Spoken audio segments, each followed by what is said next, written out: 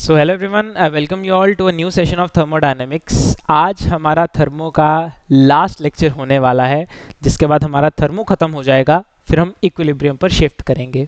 आज के लेक्चर में हम बात करेंगे गिब्स एनर्जी, जिसे आप गिब्स फ्री एनर्जी भी बोलते हैं। ठीक है, काफ़ी इंटरेस्टिंग लेक्चर होने वाला है।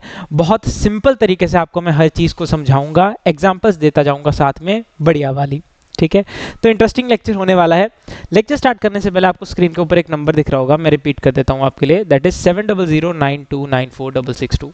अगर आप हमसे ऑनलाइन पढ़ना चाहते हैं देन इस नंबर पर इंक्वायरी भेज सकते हैं। और यदि आप जलंधर या नियर बाय एरिया से बिलोंग करते हैं तो आप हमारा ऑफलाइन बैच भी ज्वाइन कर सकते हैं। सो बिना टाइम वेस्ट किए लेक्चर को स्टार्ट करते हैं। तो भाई, लास्ट टाइम हमने second law of thermodynamics and third law of thermodynamics को कवर कर लिया था, जहां पर हमने एक सिस्टम की एंट्रोपी के बारे में बात की थी और एब्सोल्यूट जीरो पर उसके एंट्रोपी के साथ क्या होता है वो बात की। आज हम करने वाले हैं गिब्स फ्री एनर्जी, जिसे आप गिब्स एनर्जी भी बोलते हैं। ठीक है भैया, इसे जी से लिखा जाता है। ठीक है, इसे जी से लिखा जाता है। और एक्चुअल में गिब्स फ्री एनर्जी क्या होती है, मैं आपको बहुत ही सिंपल शब्दों में समझाने की कोशिश करता हूं। किसी भी रिएक्शन की किसी भी रिएक्शन की या कह लो कि किसी भी थर्मोडायनेमिक प्रोसेस की जो स्पॉन्टेनिटी होती है, स्पॉन्टेनिटी मतलब उसके चलने की क्षमता। मैंने आपको लास्ट लेक्चर्स में बताया भी था कि स्पॉन्टेनियस रिएक्शन क्या होती है और नॉन स्पॉन्टेनियस रिएक्शन क्या होती है। ठीक है, तो किसी भी रिएक्शन की स्पॉन्टेनिटी के बारे में जब हम बात करते हैं तो उस स्पॉन्टेनिटी को मेजर करने के लिए हम उसको एक पोटेंशियल की फॉर्म में देखते हैं। ठीक है, या फिर आप सिंपल समझिए कि स्पॉन्टेनिटी को मेजर करने के लिए हम जिस तरीके को यूज़ करते हैं, जिस मेजर को यूज़ करते हैं, वो होता है गिब्स फ्री एनर्जी।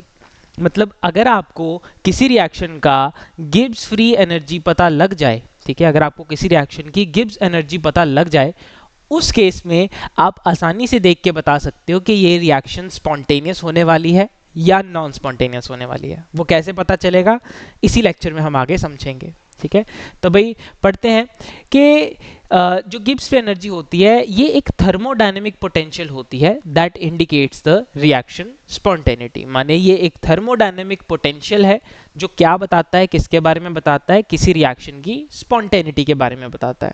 ठीक है, जो भी आपकी गिब्स फ्री एनर्जी होती है, ठीक है, उसका फॉर्मूला इज बेसिकली आपका Gibbs energy equals to enthalpy minus temperature into entropy, G equals to H minus TS।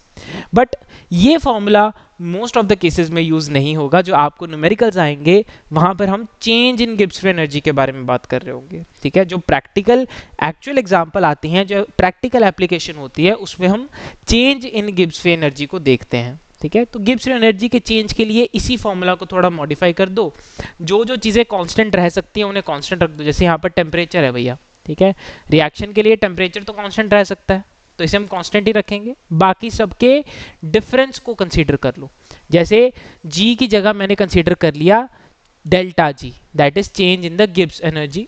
वो किसके बराबर होगा, change in Gibbs energy will be equal to delta H, माने change in enthalpy, minus temperature उतना का उतना ही, डेल्टा एस यानी चेंज इन एंट्रोपी। ठीक है, तो ये इस तरीके से आपका फॉर्मूला क्रिएट हो जाएगा।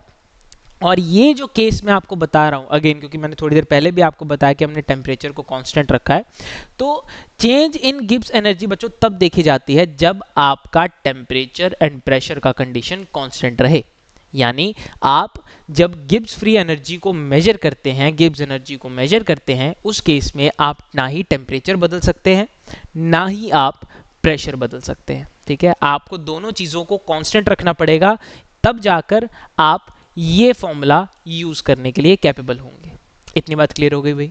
चलिए, अब डेल्टा जी को देखकर, ठीक है, यानी कि चेंज इन गिब्स एनर्जी को देखकर मुझे कैसे पता चलता है कि रिएक्शन का बिहेवियर क्या है। तो समझो कि भाई अगर मेरा डेल्टा जी नेगेटिव है, ठीक है, अगर डेल्टा जी का वैल्यू नेगेटिव आ रहा है तो उस केस में रिएक्शन क्या होगी भाई, रिएक्शन स्पॉन्टेनियस होगी। ठीक है, उस केस में रिएक्शन क्या होगी, रिएक्शन स्पॉन्टेनियस होगी। अगर मेरा डेल्टा जी का वैल्यू पॉजिटिव आ रहा है, ठीक है, डेल्टा जी का वैल्यू पॉजिटिव आ रहा है, तो उस केस में मेरी वैल्यू जो है, सॉरी, रिएक्शन जो है वो क्या रहेगी, नॉन स्पॉन्टेनियस रहेगी। ठीक है, क्या रहेगी वो, नॉन स्पॉन्टेनियस रहेगी।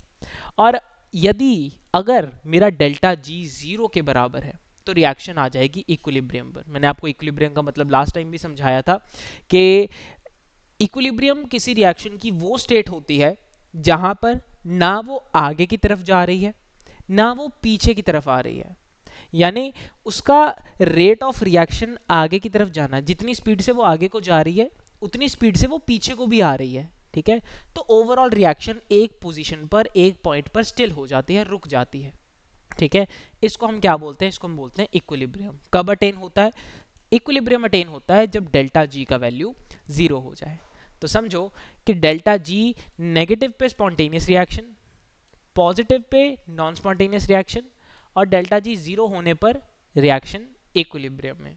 मैं कहूँगा कि अगर आप इन दो चीज़ों को एक साथ रिलेट करके, जैसे ये आपका एंट्रोपी का चेंज था, ठीक है, और ये आपका किसका चेंज था? डेल्टा जी का।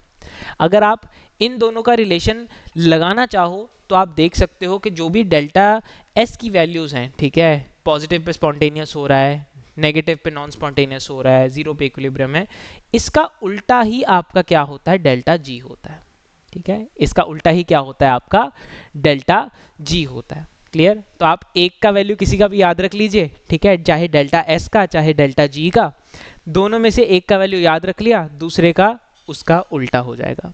क्लियर होगी इतनी बात? चलिए अब अगली बात हम करते हैं भाई, हमारे relation between delta G not and equilibrium constant. भैया डेल्टा जी नॉट क्या होता है? डेल्टा जी नॉट होता है बच्चों स्टैंडर्ड गिब्स फ्री एनर्जी। जब मैं आपको क्लास 12th में इलेक्ट्रोकेमिस्ट्री पढ़ाऊंगा उस केस में हम डेल्टा जी नॉट के बारे में बहुत ज़्यादा बात करेंगे, ठीक है। उस केस में डेल्टा जी नॉट की एक बहुत अलग इंपॉर्टेंस होती है सेल के केस में, तो वहाँ पर इसके बारे में बहुत चर्चा चलेगी। सिंपल समझो, delta G is the Gibbs free energy and delta G not is the standard Gibbs free energy, यानी कि हमारे पास गिब्स फ्री एनर्जी के लिए या कह लो गिब्स एनर्जी के लिए एक स्टैंडर्ड वैल्यू होती है, that is delta G not, ठीक है। हर केस की एक स्टैंडर्ड वैल्यू होती है डेल्टा जी के लिए, जिसे हम डेल्टा जी नॉट बोलते हैं। It is the standard Gibbs free energy या स्टैंडर्ड गिब्स एनर्जी। क्लियर है भाई? चलिए, तो इसके लिए रिलेशन होता है कि delta G equals to delta G not plus R T natural log Q. Again ये जो रिलेशन है क्लास 12th में आपको मैं डिटेल में पढ़ाऊंगा, ठीक है। अभी के लिए आप सिर्फ इसको इक्वेशन को डायरेक्टली याद रख सकते हैं। इसमें जो आपको एल एन दिख रहा है दिस इज नेचुरल लॉग, ठीक है, और जो आपको ये क्यू दिख रहा है it is the reaction quotient, ठीक है। भैया रिएक्शन क्वोशिएंट क्या होता है?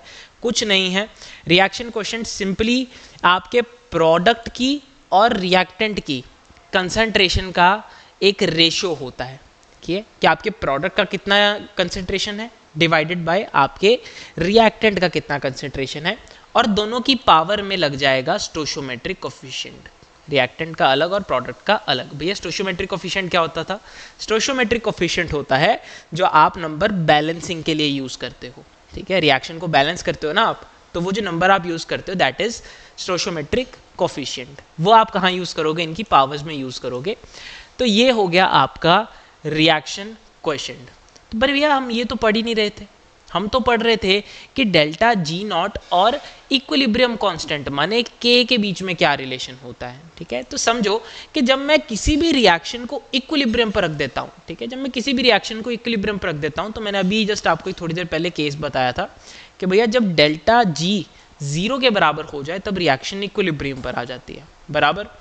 तो इक्विलिब्रियम कांस्टेंट को पता करने के लिए हमें रिएक्शन को इक्विलिब्रियम पे लाना पड़ेगा, और इक्विलिब्रियम पर लाने के लिए हमें डेल्टा जी नॉट 0 करना पड़ता है। तो हमने क्या कर दिया यहाँ पर, सिंपली इक्विलिब्रियम पर ये जो ट्रिपल बॉन्ड एम जैसा सिंबल आपको दिख रहा है ये इक्विलिब्रियम का साइन होता है, ठीक है। तो इक्विलिब्रियम पर डेल्टा जी जो है वो 0 के बराबर हो जाता है, एंड जो आपका Q है that is the reaction quotient, reaction quotient किसके बराबर हो जाएगा? इक्विलिब्रियम कांस्टेंट के बराबर हो जाएगा। तो देखो इस फॉर्मूला में से ये चीज़ तो पूरी 0 हो गई, ठीक है, ये चीज़ तो क्या हो गई? पूरी 0 हो गई।